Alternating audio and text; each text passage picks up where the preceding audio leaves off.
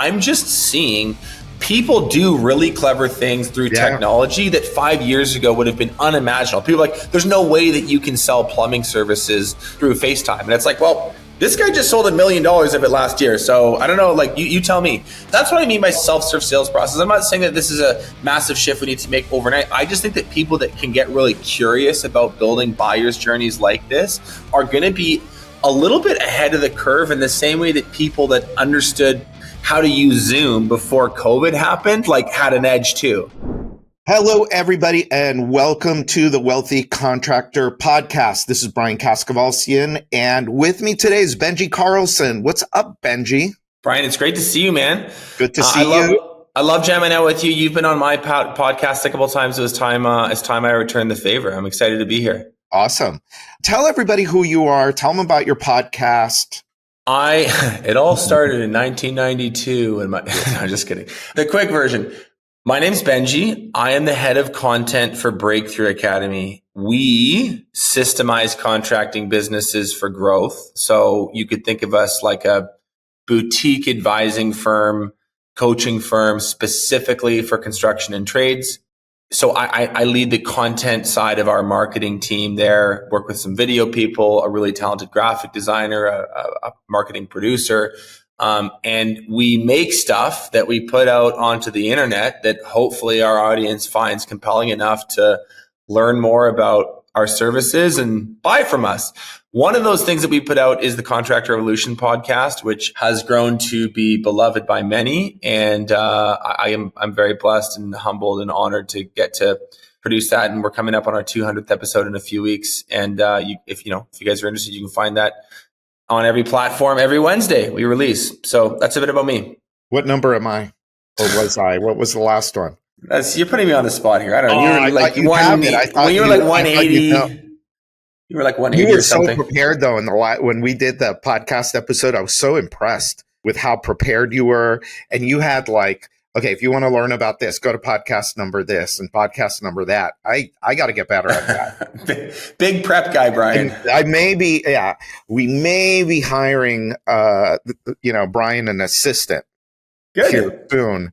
Apparently, I'm notoriously difficult to work with, and so we'll see.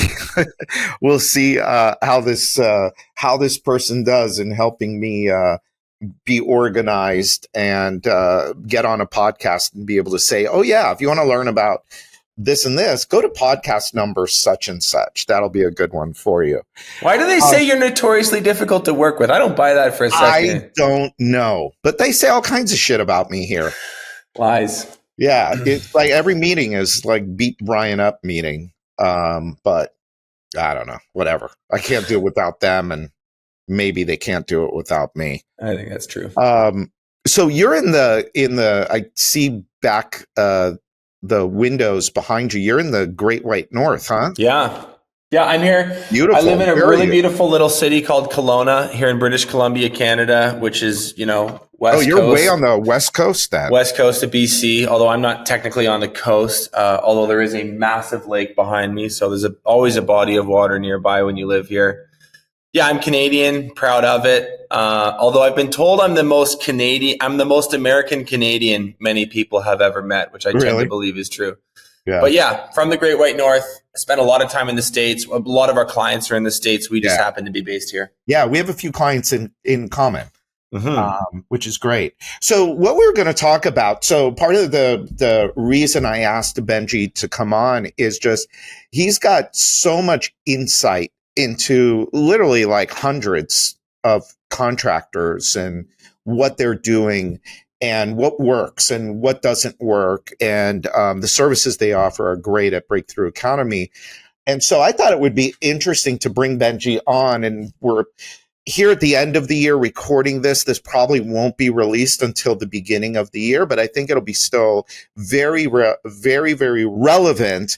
And I was going to ask you about emerging trends and patterns for success, things that you see coming in the next year, 2, 3 years. I'm not sure how much you guys are impacted by our elections up there. We are impacted in the sense that we pay very close attention to it. Like everyone here is very up to speed. In terms of like the actual impact on our daily life, that would be, to a much lesser extent than it is for you guys. But Canadians pay attention to Americans much more than Americans pay attention to Canadians. So we're pretty in the loop. Are you? Okay, cool. So let's talk about what are some of the things that you see coming down? What are the things that people are going to need? And, home improvement entrepreneurs, what are they going to need to be successful in 2025 and beyond? I'll give you three. These are like three kind of chunky big things, and we can dive into each. You tell me what you want to go in order. So one would be, I think modern brand building is going to be really, really critical. And that's not just because I'm a brand guy. That is what sort of like the research is showing. That's what a lot of the experts are saying. And that's what I'm seeing in my lived experience. So brand building, number one. Self-serve sales processes, I think number two would be a huge thing that I'm really, really into right now and seeing done very effectively to exceptional results, both for the customer and the contractor. And then a third thing that I'm really keying in on right now is performance pay. Yeah, now there's nothing wrong with paying people hourly, but you can do this in a much more clever and thoughtful way and get more output from your people, better jobs for your customers, and just create a win-win-win-win-win scenario for everyone by being a little bit more, let's say, progressive, a little forward thinking with the way that you compensate your people. So I don't know where you want to start, but there's a lot there. I actually want to start with the middle one because I'm a little intrigued by this idea of self-serve sales. I don't even know what that means. So tell me what that means and what it looks like. I believe that these massive platforms like Amazon, like any good e-commerce site, have really changed the way that consumers make purchases. And they've changed the way that the expectations that buyers and by extension homeowners have of service provider. I mean, like the invention of the online shopping cart, however many years ago, was pretty revolutionary. And then Jeff Bezos came up with like the one-click purchase. Like that was like a really innovative idea at the time. And I'm not saying that you can have a house built with a one-click purchase, but I think that we at like any remodeler, contractor, home service provider can kind of look at what's happening at the cutting edge of the economy or the business sphere and take lessons from that. And so I've heard people call it this before. It's like the Amazonification of the buyer's journey, meaning people really gravitate towards ease of use when it comes to purchasing. And the data is very, very clear. The more friction you can remove from a buying process, the more sales you're going to get. So what does this look like for contractors? It's going to look different depending on your trade and your industry, but where I see things going is less time. If you can create through automations on your website, really clever form captures, really interesting technology like Hover or Eagle View. There's another one called Groundwork where you actually it's an app that kind of gets your customer to film their own house and take their own measurements and build their own scope of work without having you drive there. There's all this incredible technology that is making available an opportunity for us to not be so, I would say, mid 90s in terms of our customer service. You hear a lot of contractors, and by the way, I don't think that this is the end of in-home selling, but I will say you hear a lot of contractors talk a lot about, I can't sell unless I can get in front of someone. I really need to be at the home, and I need to be at the home for 2 hours, and I need to be at the home for 2 hours with both decision makers. And these are all lessons that any good salesperson will have been taught in their training. And if you're good at sales, you do a good job enforcing that and persuading that and getting people to kind of acquiesce to your wants and needs as a salesperson. But what a lot of smart marketers and salespeople I think are seeing is that is beginning to shift, and buyers want to control more of the buyer's journey themselves. And I would go so far as to say, I think in 20 years, when millennials like own most of the homes and run most of the businesses and are kind of like the rich people, the way that baby boomers are right now, do you think that generation is going to like want you to come to their house for 2 hours to look at a project? I don't think they will. And people disagree with me, but I think that things are moving in that direction. So a self-serve sales process is basically a buyer's journey, a sales funnel, or whatever you want to call it, that allows the customer to get as much information as possible, and in some cases, even a price on a project without you visiting them. They click on a button, they take some measurements, they send you some pictures. Maybe you have a VA in the Philippines who does some measurements and puts together a digital proposal using a tool like Sumo Quote, and then they send it back to them. We have a roofer in Eastern Canada in a not a strong market who did $6.6 million in roofing sales through one person in a VA, because they've set all of this up through really clever email automations and automated proposals that are done. And it's quite brilliant. Like, they don't drive around from house to house doing quotes all day. It's really, really cool. It's interesting because I'm letting you talk because I'm trying to process this, because, to me and all of my clients, I am a firm believer that home improvements need to be sold face to face, belly to belly at the kitchen table, because in order to profit today, we need to get premium pricing. And in order to get premium pricing, we need a value-added sales system. It can't be about the price. And the one thing that concerns me about that is that it all of a sudden now becomes about price.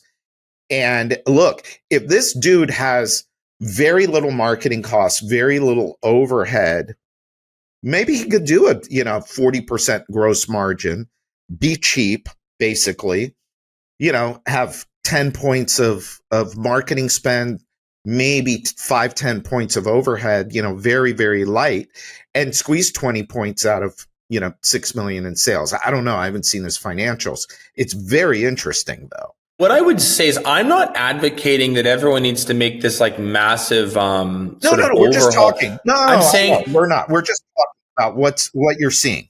I'm looking at the way that buyers buy things in general. And I'm just looking at like the ripples on the front edge of a wave, being like, I could see a scenario where this is where 50% of the sales happen in 10 years, or maybe it's 70% of the sales in 20 years. There will always be people who want to do the handshake and be sold at the kitchen table and build rapport and develop trust. And so we always offer that. I'm just seeing people do really clever things through technology that 5 years ago would have been unimaginable. People are like, there's no way that you can sell plumbing services through FaceTime. And it's like, well, this guy just sold $1 million of it last year. So I don't know, like you tell me. So anyway, that's what I mean by self-serve sales process. I'm not saying that this is a massive shift we need to make overnight. I just think that people that can get really curious about building buyer's journeys like this are going to be a little bit ahead of the curve, in the same way that people that understood how to use Zoom before COVID happened, like, had an edge too. Get this. My buddy, Scott Berman, who owns Florida Window and Door, largest window replacement company in Florida, he developed this incredible software that essentially it works. I believe it works all the time. But get this, after hours, call center's gone. Okay. He's running Google ads when everybody else, all of his competition, has stopped running ads. So he's running from 8 to 8. This software, what it does is it captures the customer's information, ties in with the CRM, and then actually schedules the appointment. And these appointments don't have to be confirmed because they're strong. It's all being done through text messaging. There's an AI component built into it, but it's all dumping like right into the CRM, which this goes along with what you are saying. Because me personally, at this point, I was a late adopter to texting. I thought it was annoying, so I didn't text people because I didn't want the distraction. I didn't want people texting me. Well, now it's like you can't get away from it. It's nonstop. I mean, I have texts going on with probably 25 people. And I prefer to set appointments with people via texting. I don't want to talk with somebody. It's like, oh, I'm going to call a company, then I'm going to have to deal with this, then I'm going to have to deal with that. No, just send me, the information I need to say, okay, yeah, send me somebody, or I need this to be done, and then give me the ability to go and schedule it myself, and then confirm all of it with me via texting and let me know, okay, you're set for this and this time. Then it gets onto my calendar. And then you're going to text me to let me know, hey, remind me, hey, this is our appointment. And then, hey, our guy is on his way. There's a lot of really cool stuff like that happening right now. He's on the cutting edge of it. I mean, this system that he built is pretty cool. Yeah. Yeah, I don't know. The open rates on texting are so much higher, and the interactivity is so much higher, which is why when you go to any good e-com site, if you think of something that you buy online, I don't know if you order clothes online or something, but yeah, I do. Okay, give me a brand that you like. Oh, I just bought a pair of shoes from Coil. Okay, so these guys, they on their website, one of the first things that they would do, there'd be a pop-up within about 15 seconds that's trying to capture your phone number. They don't even ask for emails anymore. Right. They say for 15% off your first order, give us your phone number. Why do they do that? Because they know that open rates on text are somewhere, it's like 90%, and the click-through rates are like way higher than email. I'm not saying email is dead. I'm just saying the most sophisticated marketers in the world are really, really tapping into this text thing.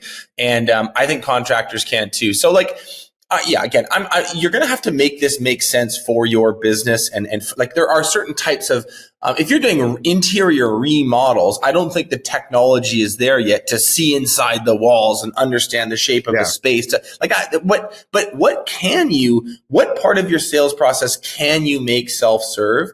What friction can you remove? I had to get my snow tires put on the other day because it snows here. And I was so frustrated because I had to call 3 places and 2 of them weren't open and the third one was open. And she asked me like 40 questions. I'm like, this could just be a form that you sent to my phone. That's right. And I wouldn't need to talk to Sheila for 20 minutes before going for a work. I'm like so pissed off right now. Make this easy for me. I'm willing to spend money. Just make it easy for me. So I think that's the overarching message. Yeah. Well, it's funny. You hit the gamut too, didn't you? People didn't pick up the phone. So there's a lot of contractors out there that are advertising, but then when somebody calls them or goes to their website, it's a dumpster fire. It's like, you just wasted a potential lead. And then you've got the people like that are just way over the top with, pre-qualifying you. So did you end up going? Did you end up making an appointment with them or? I did, but I did it begrudgingly, and I was sitting there being like, I was sitting there. Experience. By the end of the phone call with Brian, I was like, do you have everything you need? She's like, do you want us to keep the tires or give the tires to charity? I'm like, can you just ask me when I get there? Like, this is getting, do you need my social insurance number? Do you want to know where I keep my house keys? Like, how much info do you need here, guys? Yeah. It was so annoying, but, Well, you know what this also goes to, Benji? Is this also goes to customer experience. I don't think a lot of businesses pay attention to their customer's journey. They think that, oh, okay, I have to do this. I got to set this up. I got to have somebody answer the phone. I got to do this. I got to do that. I gotta. Well, instead, why don't you take a step back and say, okay, what does my process currently look like? And then look at every interaction they have with that customer and say, is this a wow experience? Is this a great experience with the customer? And if it's not, how do we make it a great experience for the customer? Asking somebody 40 questions who just wants damn snow tires put on their car is ridiculous. Now, they got lucky. They did. I don't believe in luck, but they got lucky because their competition are a bunch of morons. But you had no choice. So that's not a great customer experience either, not having a choice or only having the choice of the person that actually picks up the phone is not a great choice. I think a lot of us sometimes get caught up in notions and ideas of the way things ought to be. And, even I get this. I mean, I'm only 32, but sometimes I feel like I sound like an old man where I'm like, oh, kids these days, and look at what's happening, and AI this, and technology that, and algorithms this. And it's sort of, there's these, and there's sort of like the business equivalent of that, where we're sort of like, I will hear contractors be like, ah, God, like nobody wants to talk on the phone anymore. And it's like, no, they don't. And like you have no control over that. And I really think you're wasting your time. Like at the end of the day, the customer holds like the gavel, like they're the final judge and jury on everything. Yeah, they got the checkbook. And whether or not that's morally good or bad, I'm going to leave that to the philosophers. I'm just going to say that's how a capitalistic system works. So if you think, customers these days don't want me to call them and talk to them, it's like, no, they don't. So what do they want to do? Or they want to text? Okay, let's find the solution or the framework or the step-by-step process. There's probably a book you can read about it on how to implement something like that. And I one of the things that I've learned in the last few years is just like the need to let go much quicker of my own ideas of the way things ought to be, and instead just deal with what is, what are customers actually asking for? How do they want to interact? How do they want to be spoken to? And I have to adapt to that, not try to force them to adapt to me. Exactly. Well, and that's exactly my point, is how do you make a great customer experience? You put yourself in your customer's shoes. I think that if more companies, we're in an experience economy, and I for years, my company was all about customer experience. And my company, G4 Marketing, that was it. And we taught companies how to provide a great customer experience. And I used to talk about the experience economy. The experience economy started about 5 or 6 years ago, and it's in full swing now. It's really all about that customer experience. And as you go looking at businesses and you look at like Google reviews and things from the outside that help you determine whether or not this is a good company or not, a lot of that is going to be centered around the customer's experience with it. Google reviews are golden, and everybody wants them, and everyone wants the most and the best ratings and all of that.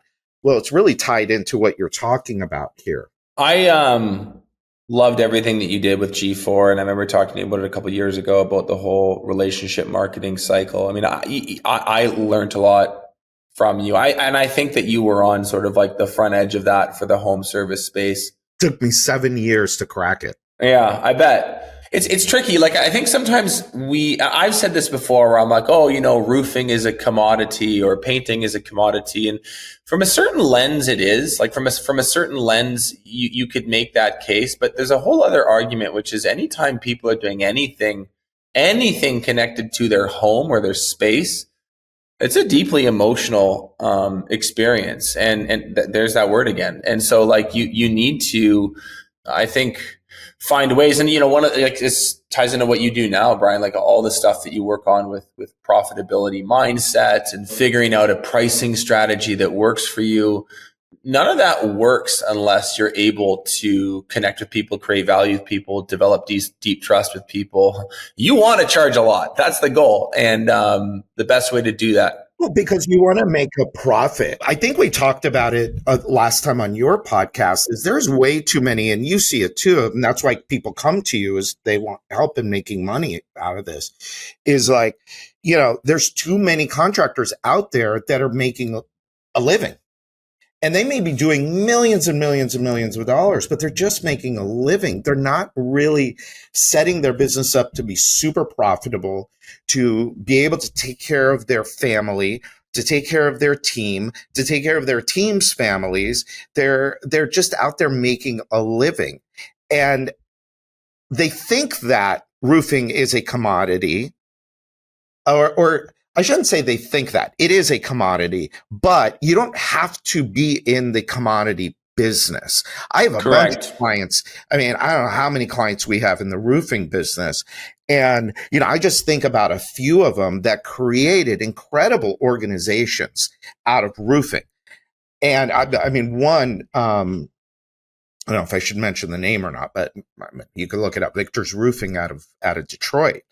I mean, this guy was so focused on building an extraordinary company. It started off as Victor's Roofing, and now it's Victor's Home. But he built this thing to tens of millions of dollars. Super profitable. But he was premium priced. Created an amazing experience for his customers. It grew so much. He added offices, added products. Somebody came along, wrote him a life-changing generational wealth check for it. And it just goes to show that, hey, yes, you could look at your business as a quote unquote commodity, or you can look at it as something that's going to be different and unique, that's going to serve the customer. That's really all about the customer. Let's make our business customer focused. Yes, they're going to pay more. And you know what? They're going to be fine with it because they know they're getting peace of mind. They're going to get confidence, and they know that they're going to get good quality products and good workmanship and somebody that's going to be there to back it up. They're going to love paying for it. They're going to love paying for it. Yeah. So let's go to, I want to hit the other two things. And then I've got a fourth one that I want to ask you about, because you're young and because you're as sharp as you are and with all of the stuff you're doing marketing wise and content wise, but I'm going to save that one for the end. Let's talk a little bit about performance pay, because this is critical. This is critically important, because the idea behind performance pay is, let's keep our salaries low, which helps with monthly overhead costs. Let's keep our salaries low, but let's put in incentives for hitting the numbers that we want to hit, for the performance that we want.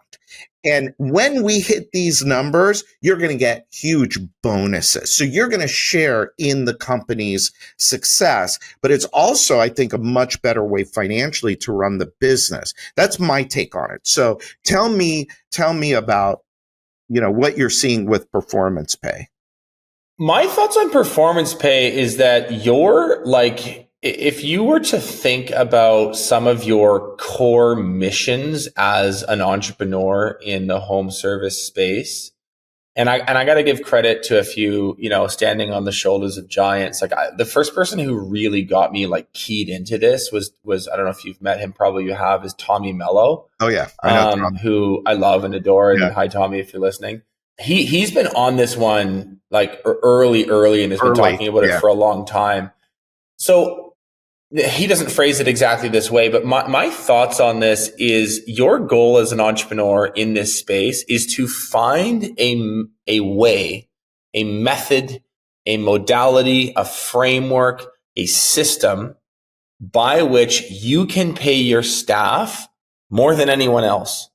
From a very first principles thinking mindset, how do you win? Okay, well, you win by charging the most. How do you charge the most? By doing the best. How do you do the best? By having the best people on your team. How do you have the best people on your team?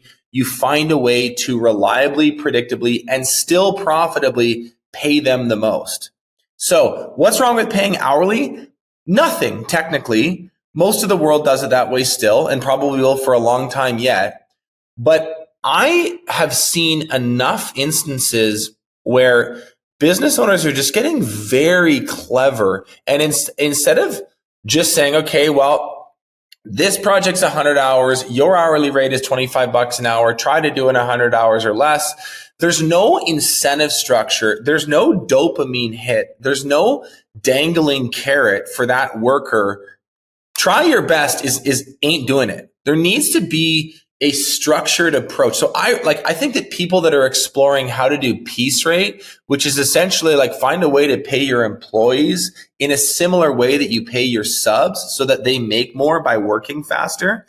Now, a lot of people go, how do you ensure quality? Well, there's bonuses for quality. There's bonuses for Google reviews. There's a way to manufacture this. And these industries that we talk to are sort of too sprawling and different in different markets for me to give a prescriptive approach on how you do this for your specific business wherever you live.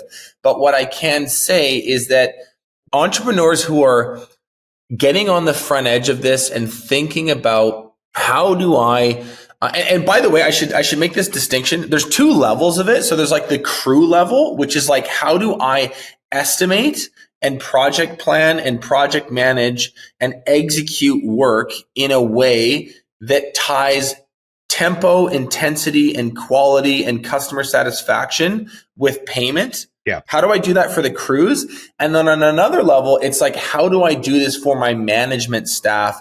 When your business grows and scales, one of the things that I'm sure some of your listeners are experiencing right now and probably thought about this morning before they listen to this podcast is this idea of a bloated overhead. In other words, I have a whole bunch of non-revenue producing roles who I need to pay a salary, who, yes, I have like a job description, and yes, we talk at the beginning of the year about what they should go do, but at the end of the day, they get paid 70 grand a year or 120 grand a year, whether we build a little or we build a lot. If you look at how nature works, like literally like the fundamental laws of physics, like that's not how animals function. That's not how primates function. Like to the victor goes the spoils, eat what you kill. Like these old adages that we sort of say and know to be true. We certainly know it to be true in sales. And that sales has operated like that forever because the math is very easy. But when it comes to production, the math is like slightly harder, not impossible, just like needs a little bit more thought. And I see people who are doing that thinking both for their crew level, find a way to incentivize your worker bees to work faster and keep your customers really happy. And then find a way to incentivize your managers, whether they be production managers or marketing managers or whatever, to also think that way. These businesses grow at an alarming rate because everyone is paddling in the same direction. I think Tommy's new book is called Elevate, and the subtitle is Build a Business Where Everyone Wins. And I just like that framing. Yeah. So I'm very into performance pay right now. I believe in its future in this space. And I think that now is the time, if you want to get ahead of this, now would be the time to read some books and get educated and start to think about how to drill this down into your company. Well, I'll tell you right now, I see the best companies in the industry are implementing performance pay. If they didn't have it already, they're starting to implement it. But it's also one of those things that a small company can use to make them like a big company, because a lot of stuff doesn't translate. You know, big companies can do stuff. $20 million company, $30 million company can do a lot of things a $2 million company cannot. And when a $2 million company tries to act like a $20 million company, it sometimes will derail them and derail them hard. But this is one of those things that you could take and learn from what these big companies are doing. And I like what you said about growing at an alarming rate, because this does help the company grow fast and profitably. It is one of those things that a small company can implement into their business, and it'll help them grow more because it keeps their overheads low.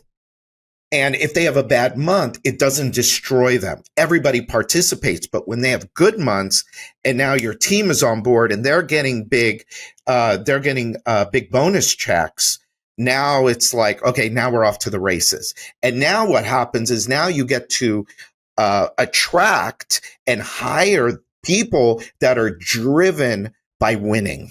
The other thing too that I think people are sleeping on is it's kind of an automatic culture filter, in the sense that the only people who want to, let's say I own a painting business, and my ads on LinkedIn and my like landing pages where I ask people to apply, and my website and my careers page and my social media, on all these channels where I'm trying to recruit people, I talk about this performance pay system where the fastest and best painters make 30% more than the average painters. Yeah. The only people applying are the fastest and best painters. That's the right. Average painters go, screw that. I don't want, like, I just want hourly. So there's an auto filter thing that it does that I think is really cool. The one really big caveat that I think, and this happens with a lot of things that people talk about on podcasts and make seem really simple, is there is infrastructural prerequisites that you have to have really good tracking, number one. Oh, There absolutely. needs to be a good CRM and a good project management tool, a good time tracking app where you can see when people clock in and out, how long they're spending on each individual stage of the project. There needs to be a single source of truth, and not kind of a dilapidated, half filled out one that's only partly used and nobody really knows how to pull reports from it. That needs to be well established systematically and culturally in your business first, that tracking piece. And the other thing is there needs to be real thoughtfulness as a leader around what it is you're trying to incentivize. A lot of the times people will give bonuses just frankly for the wrong things. And so you need to I don't know if you've ever seen this, Like somebody's a Christmas bonus. yeah, or It's like Christmas. Here's a bonus. or like a project bonus on something random that's not really connected to the business goals, because you're like, oh, I should give people bonuses. And, oh, but I also heard I shouldn't give a Christmas bonus. So then maybe I'll think of this so I'm like, yes, go do this. But I'm also saying there's no rush, and make sure you have some of the baseline stuff in place first, because you don't want to end up in employment court where you're arguing over, what you owe someone 6 months from now. Well, this goes to, why can a small company use this? How can a small company emulate this to use this and put their business on steroids? Is because you're right. The underlying thing is, what are our KPIs? Mm-hmm. What are our targets? And most companies, this, that's why they come to you, is they fly by the seat of their pants. And it's like, okay, we did 3 million this year. How much do you want to do next year? 4 million. Okay, well, what's your plan? How are you going to get there? What does it look like? Well, what we teach is, let's take that, and we follow the EOS model. But it's like, okay, you want to do 4 million next year. How does that break down? What does Q1 look like? What are the targets that we need to hit? So we have 13 weeks to achieve our goal. What does it look like? So here are the KPIs for the performance KPIs. Here's P&L KPIs. And the more of those that you have in place, now you're incentivizing people to hit or exceed the targets. So not only do you have a plan, but now you've got a team of people that are aligned with the plan, that are working to execute on that plan and make sure that plan happens. Because when that plan happens, they get to win and they get to participate. And I think that's the real power in this idea of performance pay. It's not going to be for everyone. It's not going to be for every worker on your team, and that's totally fine. But you slowly want to replace. You want to get rid of the people that it's not for, because a lot of my attitude. Yeah, a lot of times they aren't winners. I mean, let's be frank. Let's be honest. They're not winners. If somebody is afraid of being held to a certain KPI or certain accountabilities, I don't want that person in my organization. Yeah. You probably don't either. No, you don't. And Tommy talks a lot about that, like rolling it out slow, like doing it with your first high performing crew, right. Selling it to them well, like testing, learning, iterating. Does this work? You would, for heaven's sake, not want to roll this out to your entire company on the same day. Yeah. Oh, by the way, everybody, we just cut your salaries in half. It's a slow thing. Yeah. Let's move on to... I left this one for last, sure, because I'm always interested in this idea of brand building. So I come from the Dan Kennedy world, which is all about direct response marketing. It's all about, how do we make a lead cost effectively and profitably and efficiently today. The other day, actually, I was talking with somebody, and we were talking about their marketing budget, and they said, we're spending money on brand building. And I'm like, oh my God, because we were talking about profitability. They weren't as profitable as they wanted to be. And I'm like, oh shit, how much are you spending on this brand building stuff, and why are you doing it? And so for me, it's almost like a bad word, but I want to hear your take on it, because I think you're going to help shift my thinking on it a little bit. Okay, I know exactly where you're coming from. So a lot of people will have like ideas, like notions around like what I mean when I say brand building, which is like some really like expensive brand consultant with like fancy glasses and like a really cool checkered suit is going to come over, and you're going to talk about like your values and your mission, and you're going to do this like this really long, extensive like discovery process about you and your brand identity. And then they're going to do this market analysis where they look at your competitors. And it's going to cost you $100,000 or $250,000 to get this new brand strategy. And ultimately what it is sort of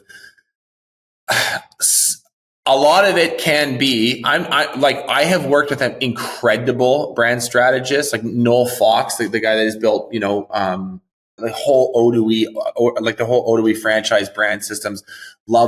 He does an exceptional job. I'm talking about like the knockoff versions of him, and there are many. You can overspend a whole bunch of dollars on what I would consider fluff. And so my view on this, like, I believe in brand. Like I do fundamentally believe in the concept of brand. But when it comes to this specific business environment, these more kind of blue collar businesses that are locally owned and operated, most of them are between $1 and $10 million a year. A few of them grow to 10, and absolute monsters to my eyes would be like $30 million a year. And then you have like these like total one-offs like Tommy or others who are, running 9-figure businesses and working with private equity groups and sort of operating at a scale that is just not really who I'm talking to. So who I'm talking to is like this, your average $1 to $10 million a year business. What does that person need in terms of brand building? They need a great name, a great logo, a great website. They need great social media. They need good print materials, good sales collateral.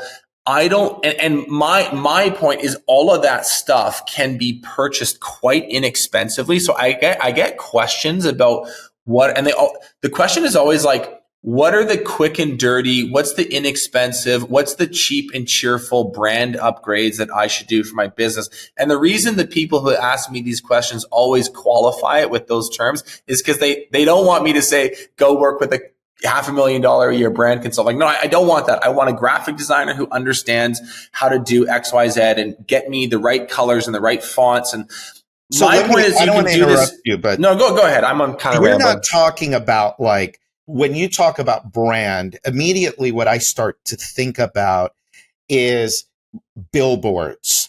I start to think about ads that don't have an offer, that just have a look and feel. Ads that don't have an offer, that don't have a call to action today. And so I think that's where I think you and I agree on this idea. But I think and I don't want to put words in your mouth, but I think what you're saying is you got to look professional. If you're going to charge premium prices, boy, you better look like a premium price provider. Your trucks better look clean. They better be wrapped really nice. Your people need to have uniforms, clean, and on and on and on. All the materials that you're using. To me, brand has always been about what happens from the moment somebody sees an ad, responds to your ad, and picks up the phone and calls you or fills out a form.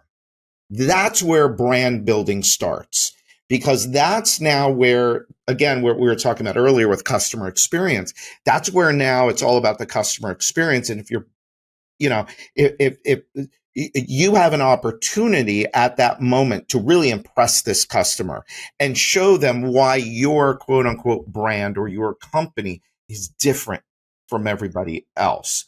And where I disagree vehemently with people is this idea that, well, I can put a bunch of stuff out there and people are just going to know my name and they're going to call me. Well, look, we ain't Coca-Cola. Yeah. We ain't Tiffany. We don't have 100 years and hundreds of millions of dollars to spend building a brand. We need leads right today. Right. Every day starts at 0. So I need leads today. Now, if I want to, I think you should build brand, but I think you do it through, it's a byproduct of really marketing that's really well done, direct response marketing that's done really well, that gets people to actually give you an opportunity to experience your brand. It's so well said, Brian. I'm glad you made that distinction. Like when I say brand, what I'm talking about is looking, sounding, feeling professional through Yeah. your website, Okay. through your That's what I figured. socials, Yeah. through the swag that your guys wear, through your I print couldn't materials, agree all the more. stuff that I mentioned. I think that matters a lot. And I know because I work with agencies all the time, you can do this for like $5,000 and you could have something dope for 10. Like for a $2 million a year business, like that is, I'm not gonna say it's a rounding error, but like you can afford that. You can So afford it. you should Well, you not almost be. can't afford not to. That's what I'm Because you're saying. going up against a sophisticated 20, 30, $100 million private equity backed company. How are you going to compete? Well, you're going to compete based on your unique selling proposition, which is, hey, we're at the ground. We're right here. You're going to call and you're going to get somebody in my office. We're not some big corporation, blah, blah, blah. So I couldn't agree with you more on that. Yeah, like Louis Vuitton and Rolex and Mercedes Benz can put up a billboard or buy ad space in a football stadium and just show the edge of the watch and maybe just flash the word Rolex on screen and nothing else. They can afford to do that because guess what? They're freaking Rolex. Right. Like you are, precision painting in Iowa. And I'm sorry, you need to be a little more scrappy and put a CTA on everything. And yes, you need leads now. And that's why I kind of jokingly say when you work with like the brand guy who's like, well, it's really all about the emotional connection that your customer has with your brand. You go, yeah, but I need leads tomorrow. So like, where's the part where they input their email? All I'm saying is like, I believe in brand, but I think that you can do it quite inexpensively. And going back to what I said earlier, like this Amazonification of buyers, the way people the way consumers are consuming things and making purchasing decisions. I actually say this and I mean it. I don't think 5 years from now, the guys with the lopsided website with typos, no video, crappy images, I just don't think they're going to survive. No. I really don't. So I agree. You can do this inexpensively. Your business can afford it. If you are driving around going, man, my trucks kind of look like crap. I'm always embarrassed when people ask for my website because I know it kind of sucks. And my cousin did it 10 years ago. Like, fix the problem, and you can do it so cheaply. That's what I'm saying. Yeah. Hey, so look, I'm looking at the clock and we have just a couple minutes left. So the last thing I wanted to ask you about is AI. Okay. Are you seeing any cool stuff aside from like, well, we've got Rilla, who's a partner of ours. We've got, Rilla listens to sales calls and help sales managers do essentially, virtual ride-alongs. So there's stuff like that out there. There's, of course, ChatGPT. But are there any other like cool things that you've seen out there that you use or that you see coming down the pike that maybe your clients are using? So I'll give you a couple thoughts. Like I'm certainly no AI expert, and I need to say that because everyone sort of claims to be, and I'm like the first one to be like. Interesting, because I thought just because of your age and what you do. Dude, I hate this stuff. I'm team human. I'm team human. If I could turn all of it off, if I could turn all of it off tomorrow, I would. Oh, interesting. Apparently we can't. And apparently it's like, oh, it could cure cancer, but it's probably going to kill us all. It's like, I'll take the cancer. I'm good. So anyway, those are my views on it. Having said all that, I'm a business person and I lead a marketing team, and there is like a certain interactivity that I have to have with this stuff to stay current and stay relevant. And what did I say 20 minutes ago? Deal with what is. You have to kind of let go of your notions of the way things ought to be. So here I am again on the AI thing. But so if you have a very practical question, what is cool? I'm going to give people a really good LinkedIn follow. His name is Tersh, Tersh Blissett on LinkedIn. He's a automations and kind of AI dude for trades and construction. And he's got tons of blog posts and articles on this for like very, very specific applications that he likes. The couple things that I think is really cool. We use Midjourney for AI generated images for a lot of, because we run a lot of ads. And ads require a lot of creatives, and creatives require a lot of graphics and text. So we use a lot of AI. We use Midjourney specifically to make a lot of our ads. If you are a Breakthrough Academy follower or Contractor Evolution listener, our targeting should be good enough to kind of follow you around the internet. And if you look at these ads closely, you'll see a lot of them are clearly AI generated, because we can do them at scale. We can make like 12 variants way faster than a graphic designer could doing it manually. And then ultimately we kind of leave it up to the Facebook gods to test and see which one works. I think the exact same thing can function for a contractor that's doing like good digital marketing online. So Midjourney is really cool. There is kind of a steep learning curve to learn how to. It's not super intuitive the way that GPT is. We really like Midjourney. We use the tools around kind of like video editing and clip making are really powerful. So Descript is sort of this video editing tool that allows you to edit via text. So what it does is it basically records your voice and then it puts it into a transcript. And then instead of trying to like edit the video frame by frame, you just delete the words that you don't want. And then it basically reverse engineers the video based on how you edit the script. So it allows you to kind of compress things much faster. And then you can also go Command H, like search. Remember when I said XYZ, you can find clippable moments from your stuff much faster. So that's really cool. And there's another one called Opus Clip, which doesn't function the same way, but it outputs the same thing in the sense that it allows you to find clips from long form content a lot faster. So I think that's really cool. And then the third one everyone's obviously used already is ChatGPT, but I don't think people know how to use it the right way, which I think that there's incredible utility for people. It's not so much, I really don't like AI generated text or content. I also read and write a lot, so I feel like I can see it very quickly. I'm probably a more discerning consumer than most. A lot of people use it for website copy. I don't think that's necessarily the cardinal sin or anything, but what I think the application I think people are sleeping on it for is writing SOPs in your business. Like you can give it like a rough 5-point framework and say, hey, beef this up into a 1-pager. I think that's really cool because it's not so much like I'm a brand and marketing guy. I think that brand voice thing is really important. I don't like the idea of having an AI generated, but if I'm just trying to make a simple production manageable for my roofing crew, I don't give a shit about the brand voice. I just want something made quickly. And so for like internal systems and internal like written applications, whether it's checklists or SOPs or protocols or whatever, I think it's really, really, and it's becoming like every version, it's even better. So the stuff that I've seen, the AI generated SOPs that I've seen, I'm kind of like, geez, this is really good. Yeah. So I think that's a really cool way to use it. I'm so impressed with ChatGPT. I actually, before we got on this episode, or we started recording, I actually went into ChatGPT. I've got an idea for something, and I'm going to ask it to give me the prompts that it needs to help me get it done. So I'm playing around with that. I've been playing around with it just to see if it'll actually tell me how to use it most effectively.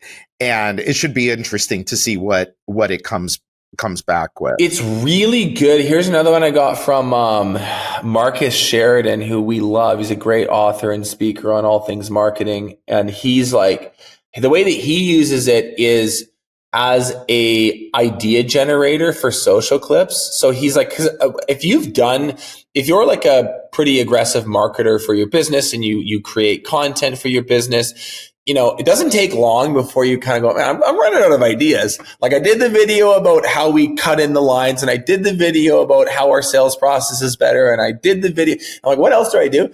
He's like, you literally go in and you tell ChatGPT, like, I'm this business. These are my buyers. Give me 50 video ideas. And it's unbelievable. So I think for that, yeah, I think like I still want to, there's something deeply creepy about AI generated video. It actually it keeps me up at night. So I'm always like, I want the humans in front of the camera. But if you want to get the the ideas, because you're running out of ideas, it's great for that. And then it will say, hey, make a 30-second clip about XYZ. And you're like, why didn't I think of that? Hit record, you can make it. It's a really, you've heard this before, but it's a great brainstorming partner.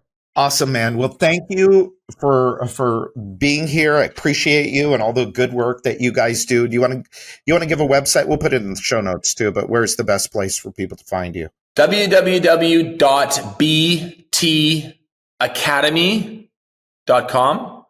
If this is coming out in the new year, you should check in February or January, February. We should have our new website up and live by then. I'm just putting the finishing touches on it now.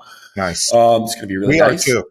And I won't volunteer to build a website again. Man, is it ever a lot of work? It's a lot of work. Yeah. Luckily, I've got a buddy that owns an internet marketing company, and he's doing it for us. But we'll see. It's still a lot of work. It's so much work. We actually built a whole, we went into the CRM that we use actually has a website builder built into it. And we went in and we built out all of the pages, with the content that we want to see. It not design so much, but all the content that we want to see and all of that. We gave that to them.